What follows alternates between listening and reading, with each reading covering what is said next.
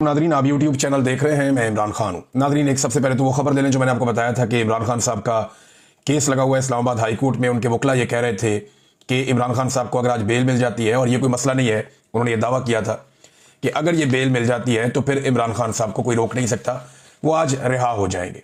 लेकिन हुआ क्या, जिसका खदशा था, जो मैंने आपसे कहा था कि जब तक इस्लामाबाद हाई कोर्ट में चीफ जस्टिस सरफराज जोगर साहब हैं, एस्टेब्लिशमेंट को या इमरान खान के दुश्मनों को कुछ भी फिक्रमंद होने की जरूरत नहीं है, क्योंकि डोगर साहब किसी भी लेवल तक जाएंगे एस्टेब्लिशमेंट को सर्व करने के लिए, ऐसा दिखाई देता है। हुआ ये कि जब इमरान खान साहब के केस की समाअत हुई, सबसे पहले तो यह है कि बाहर कर्फ्यू लगा दिया गया। इस्लामाबाद हाई कोर्ट में ऐसा लगता है कि मार्शल लॉ लग गया और बाहर इजाफी नफरी पुलिस की तैनात, खारदार तारे और बड़ा बंदोबस्त किया गया। सहाफियों को और वकला को भी अंदर जाने से रोका जा रहा था। बहरहाल कुछ सहाफी जो अंदर गए, उनमें समी इब्राहिम साहब थे और दीगर कुछ और सहाफी थे। वो वहां पे अपना वीलॉग रिकॉर्ड कर रहे थे। जब वो अंदर अपनी खबरें देने में मसरूफ थे तो अमला आ गया और सिक्योरिटी वालों ने आकर ने कहा कि जनाब, आप यहां पे रिकॉर्डिंग नहीं कर सकते। अब ये अदालत के बाहर वाला एरिया है, अहाते के तो अंदर है, सिक्योरिटी से अंदर है, लेकिन ये अदालत का वो एरिया है जहां पे नॉर्मली रिपोर्टर्स खड़े होकर अक्सर बातचीत करते हैं और ये एक रूटीन है। वहां पे उन्हें कह दिया गया, जी आप यहां पे काम नहीं कर सकते। उन्होंने कहा, क्यों नहीं कर सकते जी? एसपी साहब का हुक्म है। उन्होंने कहा, जी एसपी साहब तो नहीं, यहां पे तो अदालत है, तो यहां तो जज साहब का हुक्म होगा। जज साहब ने कह दिया यहां कोई काम नहीं कर सकता। तो एक अजीब मार्शल लॉ लगा दिया गया। इसी हाई कोर्ट से इमरान खान साहब जो साबिक वजीर आजम है, उन्हें इसी अहाता अदालत से जबरी तौर पे अगवा किया जा सकता है। रेंजर्स वाले आके वो ये कर सकते हैं, लेकिन मीडिया यहां पे कवरेज नहीं कर सकता। ये मार्शल लॉ है और कुछ नहीं है। हुआ ये, जब समाज शुरू हुई तो पाकिस्तान तहरीक इंसाफ को बड़ी उम्मीदें थी। तहरीक इंसाफ को लगता था वो बात आज बन जाएगी, लेकिन पता चला कि जी प्रोसिक्यूटर अब बीमार है। और प्रोसिक्यूटर जो बीमार है ना, उसने कोई मेडिकल रिपोर्ट भेजी ना कोई और चीज भेजी, बस अचानक बता दीजिए प्रोसिक्यूटर बीमार है और वो नहीं आ सकता। नॉर्मली ये होता है कि बीमार हो तो जज एक आधे दिन की, 2 दिन की तारीख दे देता है कि ठीक है भाई कल आके पेश हो जाए, नहीं तो अपनी मेडिकल रिपोर्ट लेकर आए, नहीं तो फिर आप उनकी जगह किसी और को बोले वो पेश हो जाए। सरकारी है ना, तो सरकार का काम नहीं रुकता होता है। एक प्रोसिक्यूटर बीमार है, दूसरा आ जाता है। लेकिन पता चला जनाब के प्रोसिक्यूटर बीमार है और उसके बाद इस बीमारी की बुनियाद पर जज साहब ने कहा, जी आज तो समाअत नहीं हो सकती। तो हम आपस में मशवरा करते हैं, मशवरा करके 5 मिनट में आपको बताते हैं आप करना क्या, अगली तारीख कौन सी है। तो वहां जो रिपोर्टर मौजूद थे, बाकी सबको लगा कि 1-2 दिन की तारीख दे देंगे जज साहब, बहुत ही कोई गेम डाल दी तो 3-4 दिन की, 5 दिन की दे देंगे। लेकिन जस्टिस जोगर साहब अंदर गए और चेंबर में जाने के बाद जब तारीख दी तो मशवरा करके उन्होंने बताया 16 अक्टूबर। आज क्या है, 25 सितंबर। पहले ही ये केस 8-9 महीने के बाद लगा है। 8-9 माह के बाद लगने वाले केस को एक मरतबा फिर एक लंबी तारीख दे देगी 3 हफ्तों की। यह है जनाब इस्लामाबाद हाई कोर्ट में इंसाफ की सूरत हाल। अगर कोई रिटायर्ड जर्नैल आ जाए ना, तो 24 घंटों में ऑन डिमांड यानी मनपसंद फैसला इंसाफ की सूरत में यह अदालत मुहैया कर देती है। अदलिया ऐसा लगता है कि दुकान की तरह काम कर रही है, जहां पे मुनाफा देखा जाता है, जहां नफा और नुकसान देखा जाता है कि जनाब जिस चीज में नफा है वो कर दो, जिसमें नुकसान होता है वो ना करो। और एस्टेब्लिशमेंट की गुलामी के साथ जजेस ऐसा लगता है काम कर रहे हैं। बड़ी बदकिस्मती है ये बात करना, लेकिन ये बात हो रही है। तो मैं आपको बता रहा हूं, इमरान खान साहब के ऊपर देखिए ना, एक और मामला भी है। ये सिर्फ एक केस नहीं है। जो तोशा खाना में इमरान खान साहब की बरियत की दरखास्तें हैं, वो अब मुकर्रर की गई 7 अक्टूबर तक के लिए। यानी बरियत की दरखास्तें 7 अक्टूबर तक के लिए मुकर्रर कर दी गई। वो इमरान खान साहब ने और उनकी वाइफ ने पहले किया हुआ था कि ये केस रोके, इसमें तो बरियत बनती है, लेकिन वो 7 अक्टूबर। यानी अब हमें जो एक टाइमलाइन मिल रही है वो ये बता रही है कि 7 अक्टूबर से पहले पहले इमरान खान और बुशरा बीबी को सजा सुना दी जाएगी तोशाखाना 2 में।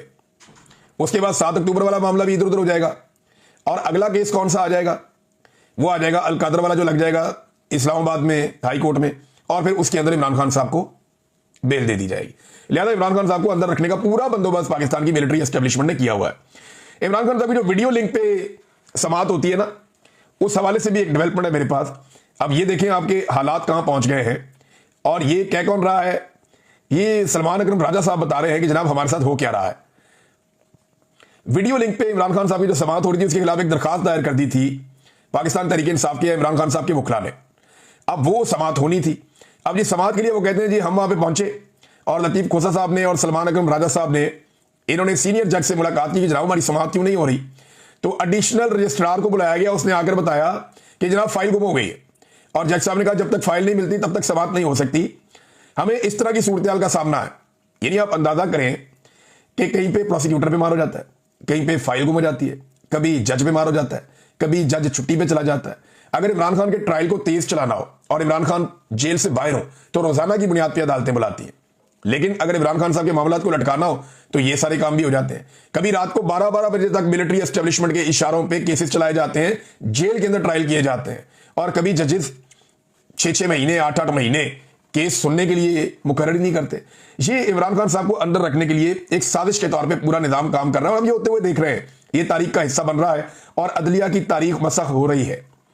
इस पे जो गोल मेज कॉन्फ्रेंस वकला की होनी थी, सुबह वहां पे बड़ी पुलिस भेज दी गई और वहां पे भी बड़ा दबाव बनाया गया जनाब कि ये गोल मेज कॉन्फ्रेंस जो है वो उसको सबोटाज किया जाए।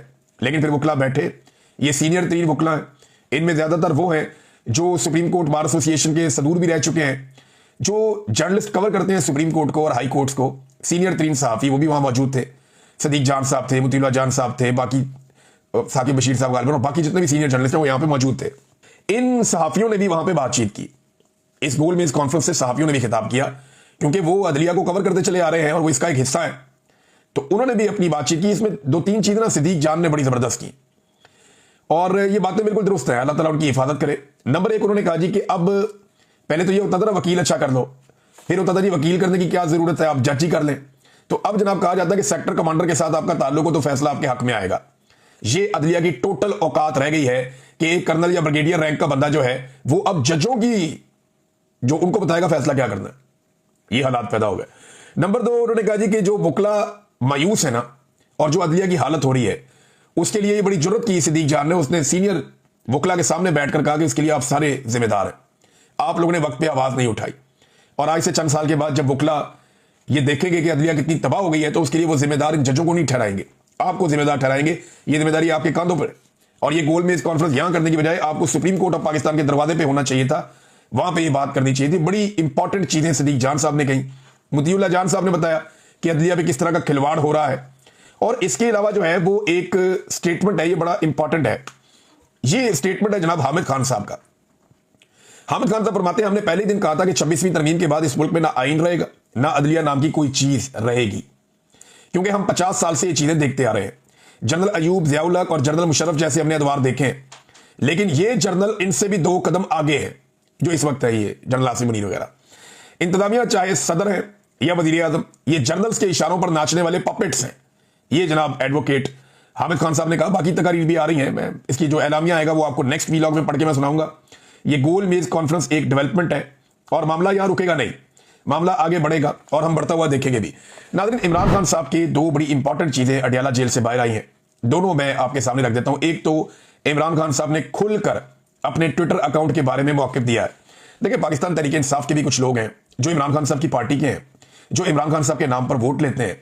वो लोग भी आजकल इमरान खान साहब के ट्विटर अकाउंट पे हल्की हल्की ढोल की थाप पे तनकीद कर रहे हैं। वो ये कहते हैं कि यहाँ मोहतात होना चाहिए, ये होना चाहिए, वो होना चाहिए। सबकी अपनी एक पॉलिटिकल ओपिनियन है और सबको अपनी अपनी बात कहने का हक है। ऐसा नहीं है कि कोई बात अगर गलत है तो उसको कहने का हक नहीं है, हो सकता है कि उस आदमी के नजदीक वो बात ठीक हो। लेकिन इमरान खान साहब का क्योंकि अपना ट्विटर अकाउंट है, एक्स का अकाउंट के वो खुद मालिक हैं, तो बताएंगे तो वही ना कि उन्होंने उसके साथ क्या करना है। असल स्टेटमेंट तो इमरान खान का है। इमरान खान साहब से जब जेल में एक सहाफी ने यह सवाल किया उनके ट्विटर अकाउंट के हवाले से, तो इमरान खान साहब का जो जवाब है ना वो बड़ा तगड़ा था। अडयाला जेल में एक सहाफी ने सवाल किया कि आपका ट्विटर अकाउंट कौन चला रहा है, आपका ट्विटर अकाउंट रियासत के खिलाफ बयानियां बना रहा है, अल्फाज बहुत सख्त होते हैं इस ट्विटर अकाउंट में। तो इमरान खान साहब ने सहाफी के सवाल पर जो जवाब दिया, उन्होंने कहा मेरा अपना अकाउंट है, मैं जो पैगाम भेजता हूं वही पैगाम मेरे अकाउंट से जारी किया जाता है। क्लियरिटी है कि जो मैं भेजता हूं वही पैगाम मेरे ट्विटर अकाउंट से जारी किया जाता है। मैं कोई आसिम मुनीर का गुलाम हूं, मैं एक आजाद इंसान हूं, मेरा जो दिल करेगा मैं वो बोलूंगा। अब ये मेरा पैगाम चला देना, मेरा ट्विटर अकाउंट है, जो मेरा दिल करेगा मैं चलाऊंगा। फिर इमरान खान ने उस सहाफी को चैलेंज किया, अब मेरा ये पैगाम चला देना, हिम्मत है, चला सकोगे मेरा पैगाम? तो सहाफी बेचारे कहां चला सकते हैं, खबर ही बाहर नहीं निकलती। वो बेचारा सहाफी बाहर आगे चुप करके बैठ गया, उसने कहा बात ही ना बात किसी को पता चले। तो इमरान खान की बहन ने और बाकी लोगों ने बाद में कंफर्म किया कि जनाब इनके साथ ये हुआ है वहां पे जेल के अंदर। तो जेल में ना अब सहाफी इमरान खान साहब से बदतमीजी भी करते हैं। ये मैं आपको बताता हूं, कमर मेकन साहब ने खबर दी है, मैं आपको पढ़ के सुना देता हूं एग्जैक्टली ऐसे ही जैसे उन्होंने दी है। कमर मेकन साहब बताते हैं कि कल तोशाखाना 2 केस की समाअत के दौरान सहाफियों से गुफ्तगू करते हुए जीएनएन से वाबस्ता सहाफी इजाद अहमद ने इमरान खान से बदतमीजी की। इमरान खान ने मज़कूरा सहाफी को कमरा अदालत से बाहर जाने को कहा और इमरान खान ने जेल इंतजामिया से भी कहा कि इस सहाफी को कमरा अदालत से बाहर ले जाएं।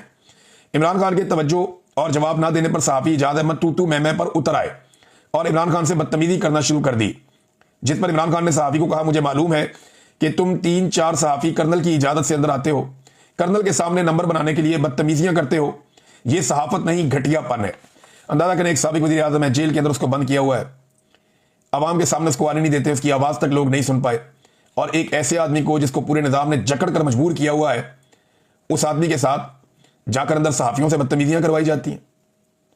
यानी इनकी क्या हैसियत है जो लोग इतने बड़े आदमी के साथ बदतमीजी कर रहे हैं।